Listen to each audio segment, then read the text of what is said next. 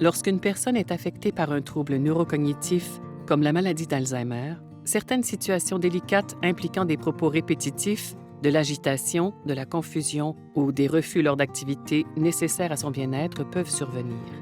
Si vous faites partie des proches d'une personne affectée par cette condition, cette capsule s'adresse à vous en vous proposant des astuces pour vous aider à réagir avec confiance à de telles situations.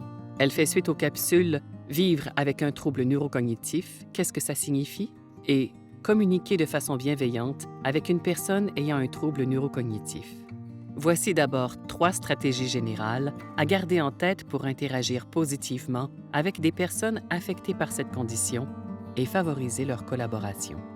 D'abord, la validation consiste à refléter les émotions qu'une personne éprouve en les nommant tout en faisant preuve d'empathie à son égard. Pour ce faire, il importe d'aller à la rencontre de la personne dans sa propre réalité qui n'est plus nécessairement la même que la vôtre. Pour mieux la comprendre, vous pouvez par exemple lui poser des questions simples sur elle ou sur sa situation. Il est alors important d'éviter de la contredire ou de la corriger, même si ce qu'elle dit vous semble faux. La diversion est une seconde stratégie qui peut être combinée à la validation.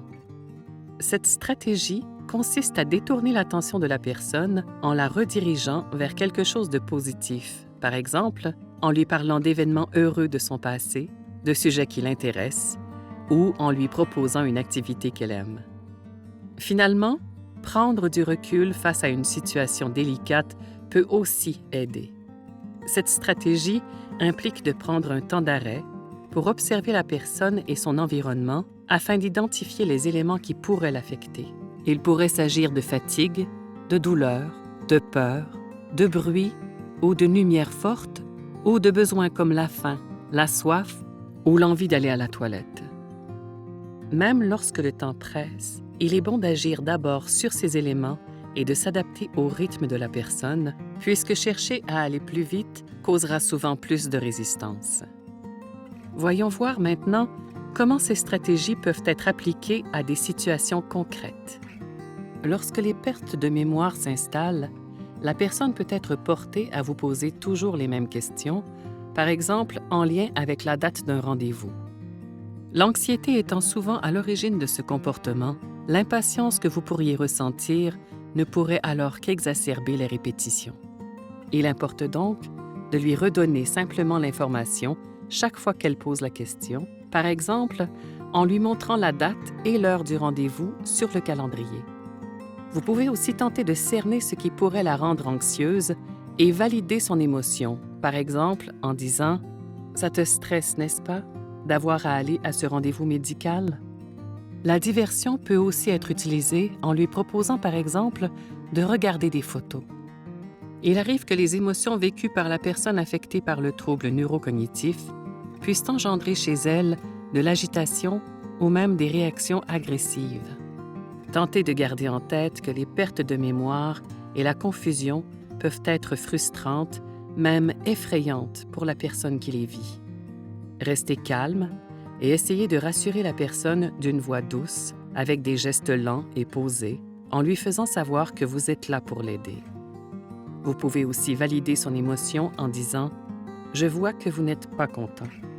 Soyez également attentif à la possible présence d'un malaise physique ou psychologique que la personne aurait du mal à exprimer.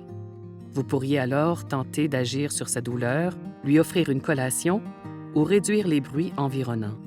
Si vous vous sentez mal à l'aise face à la situation, n'hésitez pas à demander de l'aide à votre entourage ou à des professionnels.